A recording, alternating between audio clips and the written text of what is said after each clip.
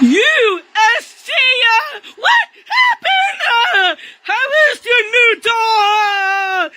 You're not gonna play off this year. Good luck, man. We get Wally. This is all you fault, huh? This rough on you, cause of this team you play against, huh?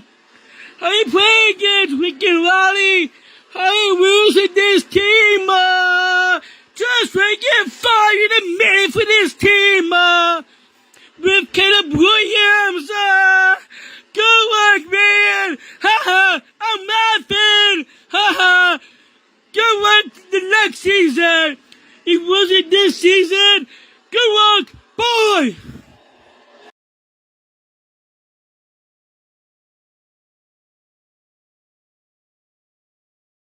Another week of college football is in the books. It wasn't the craziest week ever, but it's college football, man. Come on, it's never a bad week. We did have a couple upsets, and may I remind you, there was 5 top 25 matchups. It wasn't a bad week by any means, and you already know we got to talk about what's going on in Clemson. That's a complete mess. Even though they won the game, it's a messy situation, and we also got to talk about old Quinn Ewers in Texas. I don't know who was out there playing for Texas, but it wasn't the Quinn Ewers I've seen this entire season. To say he played bad and it was a bad and sloppy game from Texas, it would be an understatement. Oh yeah, you know we're going to talk about LSU demolishing number 7th ranked undefeated Ole Miss by 25 points. Wasn't even close. We've got a lot to talk about and go over. As always, we're on the road to 300K, so if you like college football and you're not subscribed, consider subscribing. We would love to have you here. Major shout out to all the new subs we gained. We're building an awesome football community. I love you guys so much. I just can't say it enough. I'm so grateful for everything we're building on this channel. It feels like I'm talking with my boys when we make these videos. All right, man, blah, blah, blah. Shut the crap up. Now, without further ado, let's get into it. Okay. You know how we like to start it off hot with our 11 a.m. games first, and that is exactly what we're going to do with Iowa and Ohio State. This just goes to prove my point even more. The Big Ten is the sorriest conference right now. Is the Big Ten actually worse than the Pac-12? I don't know, it may be. Let me put it this way. Ohio State could have played their F game, and Iowa could have played their A-plus game, and Iowa still would have lost by 20 points. That doesn't go to prove just how good Ohio State is. That goes to prove at how bad Iowa is, and what's up with their quarterbacks. Spencer Petras, their starting quarterback, is got to be the worst D1 starter I've ever seen in my life, and their backup isn't too much better. Let's keep this one short and simple. Iowa flat out sucks. I've said it before, I'm going to say it again. I refuse to talk about y'all Ohio State until you play competition. Until then, I'm not talking about you more than 45 seconds. Going on down here, Tennessee blew UT Martin out of the water. Not a shocker to anybody. They actually had 52 points at halftime, so they could have scored 100. Hendon Hooker continues to prove why he should be the Heisman frontrunner. And it looks like they may have another Heisman candidate in Jalen Hyatt. Keep your eyes on him. He's having a very similar season to Devontae Smith a few years ago. That's going to be something to keep your eyes on. If this Jalen Hyatt kid can have a $150 or 200 receiving yards against Georgia, he's got to be up there for the Heisman. But anyways, going on down here to one of the best games of the day at 11 a.m., old Syracuse and Clemson. Oh, brother, I said this last year, and it holds true. I tried telling all these Clemson fans, and I can't even say I tried telling y'all. Even Clemson fans understand this. DJ Ugabadoogie is not the quarterback you need, and he's just really not the quarterback you want to lead you to a not even playoff spot, but even, I guess, the ACC championship. What have I said on? What have I harped on? I like DJ Ugabadoogie as a person. Great, humble young man, but he's not an elite quarterback, and to get to the playoff and compete in the playoff, you gotta have an elite or great quarterback. Scratch that, we're not even talking about elite here. We're just talking about a great quarterback. He's not great, he's good. That's the cold hard truth, and there's levels to it. You got Caleb Williams and Bryce Young and CJ Stroud. Those are your 3 elite quarterbacks. Then your great quarterbacks are in the categories like a Hendon Hooker. And then anything under Hendon Hooker, you're on the category of good, and there's nothing wrong with that. DJ played flat out awful, one of the worst games I've ever seen him play. He had 2 interceptions, and he had a costly fumble. That was a 14-point swing. The only reason Syracuse was in this game was because, number 1, the refs, and number 2, DJ's poor play. He was pitiful, and I tweeted this out during the game, and I mean it. Clemson, you are lucky, and I mean very, very, very lucky you play in the ACC. You take this same Clemson team with that same performance and put them in an SEC game against Georgia, Bama, Tennessee, Kentucky, any SEC team, you lose that game. You're lucky Syracuse offense sucks. There was a time in the second half where I think Syracuse with 3 minutes to go in the game, only had like 2 first downs. And when I say 2 first downs, I'm talking about the second half, not the first half. DJ Ugabadoogie sucked on Saturday, but fortunately enough for him and Clemson, Syracuse was worse. We got to talk about this though. The play of the game in this game, Syracuse is up 21-10. Cade Klubnik, the backup is in. It's 3rd and a mile. It's actually 3rd and 25 to be more specific. And Cade Klubnik, he's rolling out of the pocket, has nobody to throw the ball to. It's going to be a 3 or 4 yard gain. He's running out of bounds, and for some reason, the defensive player, I think he was a freshman or sophomore, he hit him late out of bounds. I didn't think there was too much there, but I expect a flag in that situation. You know how it is. It's so soft. They're going to give the quarterbacks the benefit of the doubt. Anyways, to make a long story short, instead of it being 4th and 20, Syracuse getting the ball back up 10, Clemson now has a first down, and that drive ultimately ends up in a touchdown. Now, I didn't really have a problem with that up until the next series. The almost same exact play happened to Syracuse. Their quarterback, Garrett Schrader, he's rolling out of bounds, and he gets hit worse than Cade Klubnik, and there's no flag. That is some straight-up home cooking. Here is my biggest problem with these refs, and I think all of you will agree with this.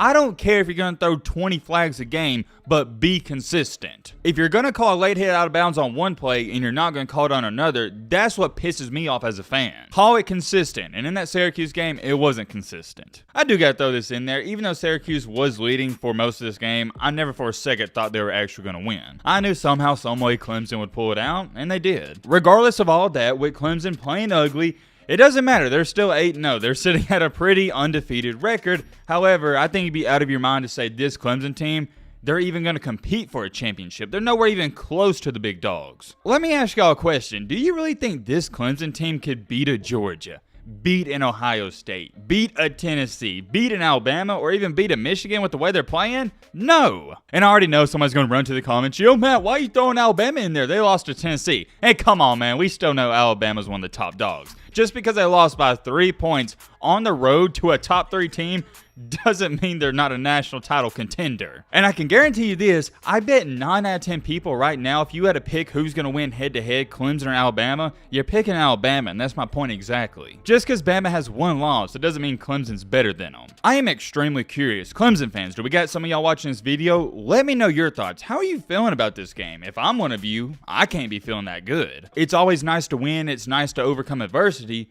But what do you do going forward? Do you start DJ or Cade Klubnik? I don't know. We'll talk more about that later in the week. Moving along down here to a rather weird game. You got Ole Miss and LSU. Ole Miss came out of the gates hot. They was leading this game 17-3. Next thing you know, it's 45-20. LSU goes on a 35-3 run, and the tell-all to this game was the second half. I think the biggest storyline and my biggest takeaway is the trenches. LSU just ran all over Ole Miss in the second half. Ole Miss couldn't stop them. I got to remind some of y'all out there, Ole Miss isn't supposed to be that great this year. They're going to be a good team, and they might win a game they shouldn't here or there, but this is a rebuilding season. Although I like Jackson Dart, and I thought he's played well this season, I thought he played okay in this LSU game.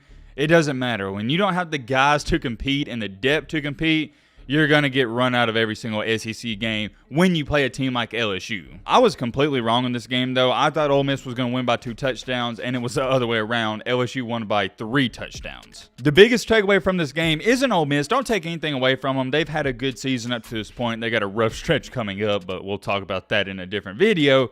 The biggest takeaway from this game, at least in my humble opinion, is LSU. I don't know why. Can somebody riddle me this in the comment section? Why does Jaden Daniels get so much hate? Of course, LSU fans are going to praise him after this game, but up to this point, I've heard so many analysts and fans criticize him for no reason. Don't get me wrong, I don't think Jaden Daniels has played like Bryce Young by any means, but he's arguably a top 5 quarterback in the SEC right now. I actually changed that. He is a top 5 quarterback in the SEC, no debate. I think he's playing really good at LSU. He went 21 for 28, 250, 2 touchdowns.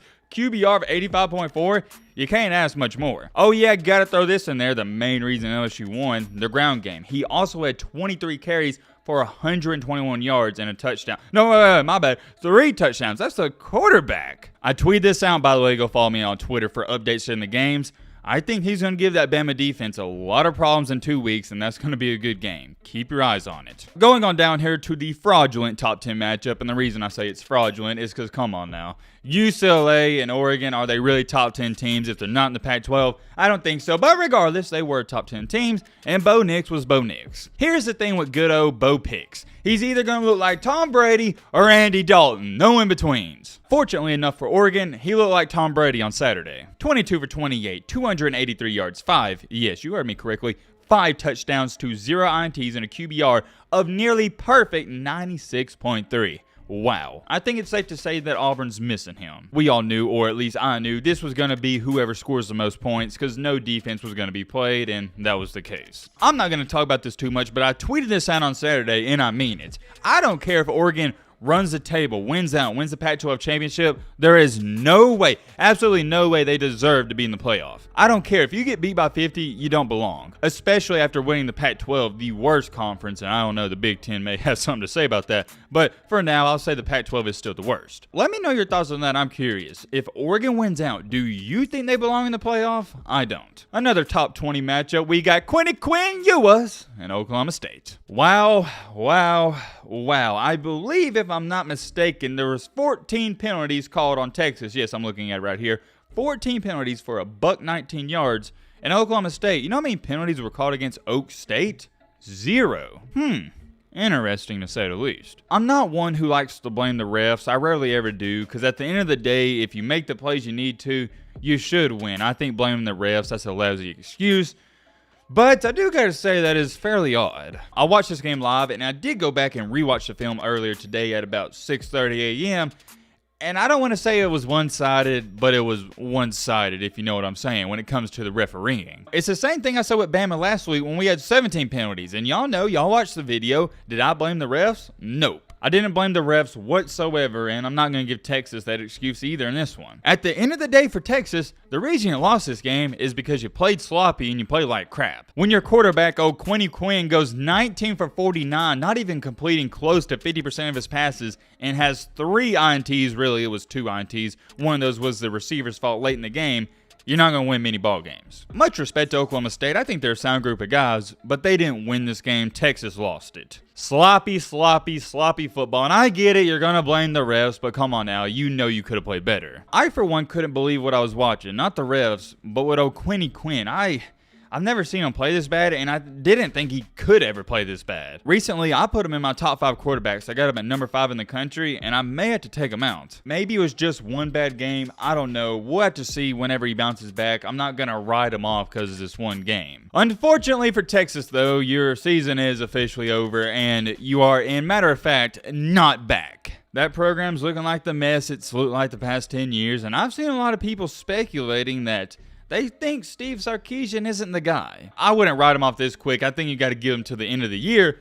But I've said this before. I like Steve Sarkisian as an offensive coordinator. I'm just not sold on the fact that he can be a great head coach. And we see this all the time. It's the same thing with Brent Venables at Oklahoma. Brent Venables, as a defensive coordinator, best in the country. When it comes to being a head coach, I don't know. Same thing with Steve Sarkisian. And remember, before he got to Bama, he already had a bad head coaching history. So, hey, I don't know. I still wouldn't give up on him just yet. I do like Sarkisian and what he's trying to do there. But, hey, Texas, if you do want to move on from him, Alabama, we would gladly take him back, and we'll give you the 2-for-1 special. We'll give you Pete Golden and Bill O'Brien. Now, I think that's a fair deal, and I think most Alabama fans would be happy with that as well. Whoa. Wait a minute. Did somebody say Alabama? I think they did. Speaking of Alabama, we got to talk about the top 25 matchup in T-Town. Alabama trying to bounce back after that heartbreaking loss against Tennessee versus Mississippi State. When I tell you I was shocked at how good Alabama's defense played, I don't even know if that does it any justice. You see the score 30-6,